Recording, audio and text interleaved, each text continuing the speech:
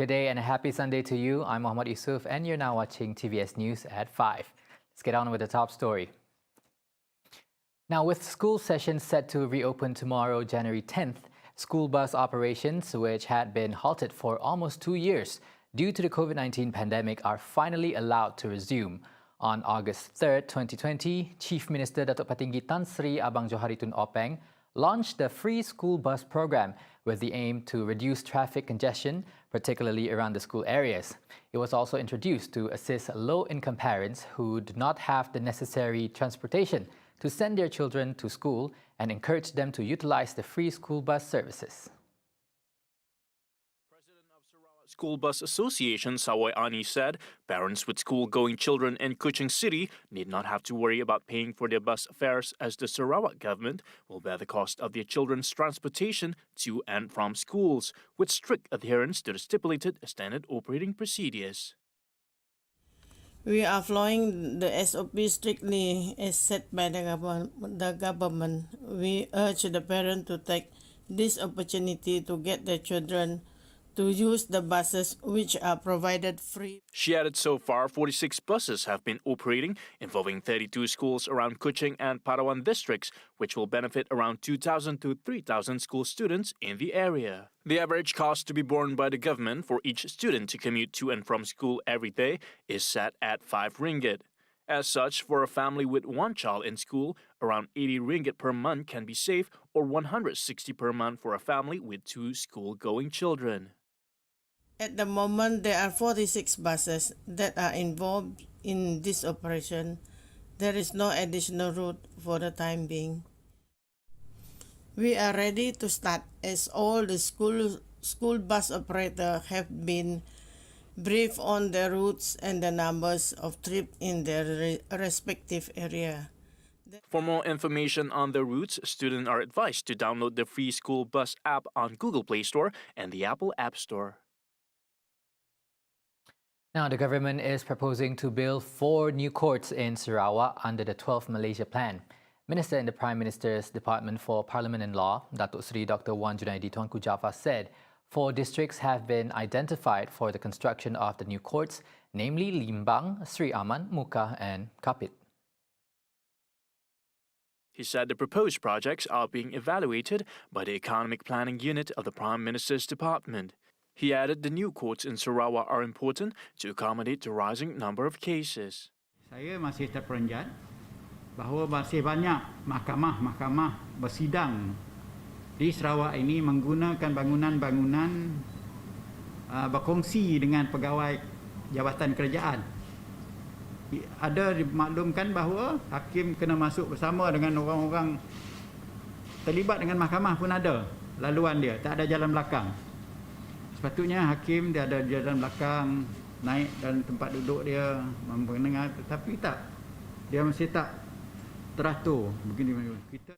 In addition, Wan Junaidi said the government is proposing to build an official residence for the Chief Judge of Sabah and Sarawak.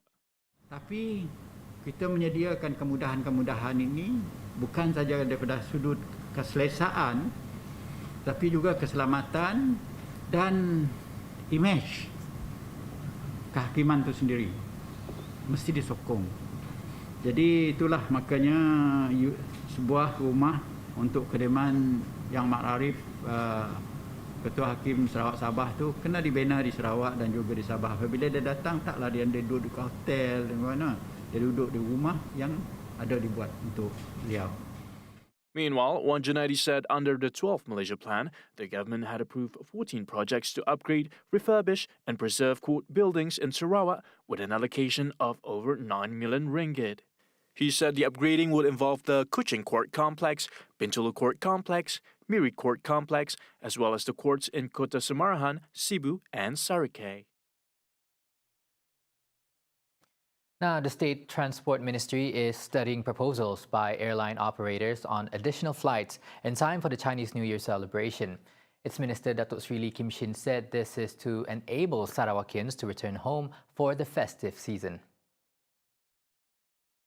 Kim Shin told reporters that his ministry will be communicating with the airlines on the additional flights and controlling its fares. He said the fares will increase as the number of flights from Peninsular Malaysia will be very limited due to high demand. Earlier, GENSHIN was met by reporters of the prayer ceremony at the Tua Pek Kong Temple in Miri on Saturday. Right, throughout December 2021, over 200 pigs were found dead at farms located in Bintango and Durin.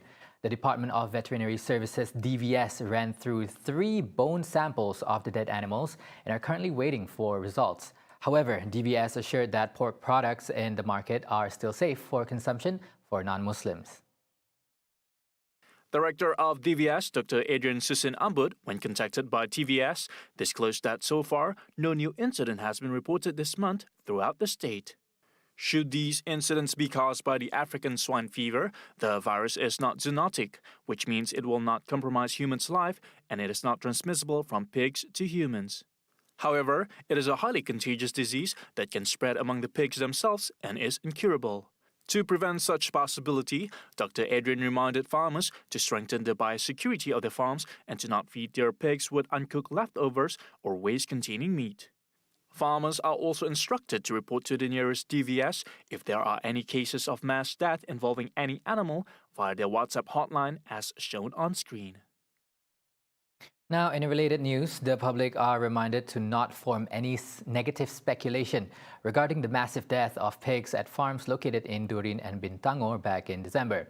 This has greatly affected the marketability of pork products, which negatively impacted traders. Some of the irresponsible press statement, right, made by certain parties has caused this market to be on unnecessary worries. You know, they already negatively, adversely affect the market, be it the dealers or the consumers, and there are some side impact also. You know, it caused the market price unstable, things like that. You know, so there are some impact, negative impact. Tiang stated that the case is currently being investigated by the Department of Veterinary Services (DVS), and the results will only be presented next week. Until then, he hoped that no more negative speculation will be made on the matter. I just want to urge, some parties not to make any comments on the matter before the final reports be released by the veterinary department. But as far as I've been briefed by the relevant department this afternoon, the pork that we consume are safe. Yeah. Meanwhile, the Cebu Rural District Council (SRDC) has intensified the monitoring of sales of pork products, such as the kasam or fermented meat, at Pasar Tamu and markets that are under its jurisdiction. Its chairman, Sempurai Petrus Ngelai, stated that several officers have been deployed since last week, following the mass deaths of pigs in Bintango and Durin farms. Hence, he urged the people to not purchase any pork products from unverified sources, especially products that are uncooked, and to not be easily influenced by unverified news on the internet about the matter.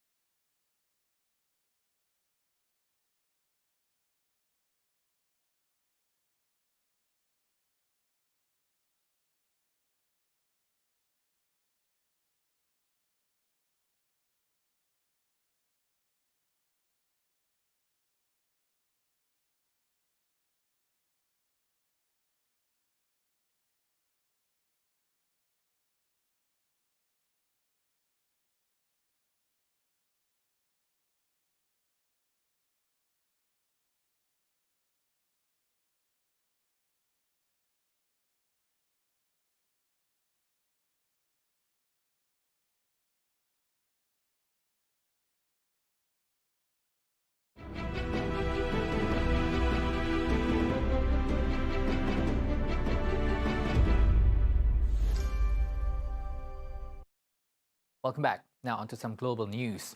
At least 7 people were killed and 9 seriously injured when a wall of rock collapsed on top of motorboats below a waterfall in southeastern Brazil on Saturday. A tower of rocks suddenly broke away from the canyon wall and came crashing down on several leisure boats, causing a huge wave of the lake over the lake of at Capitolio in Minas Gerais state. Authorities said 3 people were still missing after others feared lost were located with the help of their telephones. At least 30 people were injured and some were brought to a hospital for further treatment. Divers were also deployed to search the lake for the missing persons. Minas Gerais has been experiencing heavy rainfall for the last 2 weeks, which could have softened the rock surfaces. The Navy will launch an investigation into the incident. Now, Genshin Impact, an open-world game that has taken the gaming industry by storm, had fined one of its beta tester a whopping $78,000 for leaking footages of contents that would be available to gamers in the game's upcoming version 2.5 patch. The game developer, MiHoYo, tracked down the user via an in-game ID known as the Unique Identifier or UID. Feeling overwhelmed, the leaker pleaded his case on a blog post. According to a blog post written by the leaker, he was not the one responsible for publishing the footage, rather a friend who he has known for a long time and shared similar interests. Unfortunately, MiHoYo traced the footage originating from his account, which not only led to the hefty fine, but also his account suspension, where he allegedly invested a good amount of money. Players above the age of 18 years old may apply to be part of the game's upcoming version testing. However, they are bound to a contract where any contents shown during the particular version testing are not to be shown to any other party. Additionally, players would also need to submit an unexpired government-issued ID while also being part of the game's official Discord server. In 2021, Genshin Impact made $2.1 billion from Google Play and the Apple App Store. This, however, excludes revenue from their PC, PlayStation, and third-party Android storefronts.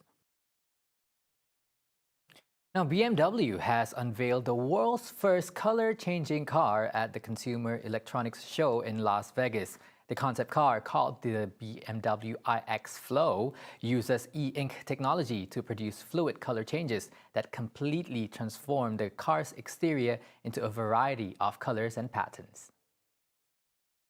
This is the world's first real color-changing car. There's been fakes out there, there's been projection mapping, there's been light, but this is really energy-efficient color change using the technology e-ink. It's never been done before, so this is a proof of concept. The question we wanted to answer is, can we make a color-changing car? And the answer is yes. And we did it using e-ink. It's the material we know from e-readers, so from Kindles. So it's the reason why you can read your Kindles so nicely in the sun, because there's actual color change going on there.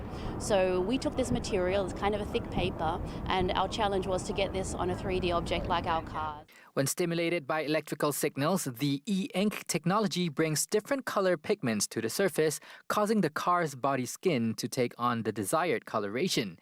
Aside from the color and pattern changes, the technology can also help with sustainability and climate control within the vehicle. My favorite use case is the use of color to influence sunlight reflection. So on a hot sunny day like today, you could switch the color white to reflect sunlight. On a cold day, you could switch it black to absorb the heat, support climate control and support sustainability. And the awesome thing about this technology, it's bistable. So if you switch it white, take the power off, it stays white. So it doesn't need any energy to hold any given color. The e-ink technology is also energy efficient, with absolutely no energy needed to maintain the exterior color the driver selects. The driver would have the option of changing the color of the car from within the cabin or by using an app on a phone or even through hand gestures. The technology is still in its early days, and the model displayed at CES had only the option of turning gray and white. But in the future, this will be expanded to cover a wide color spectrum.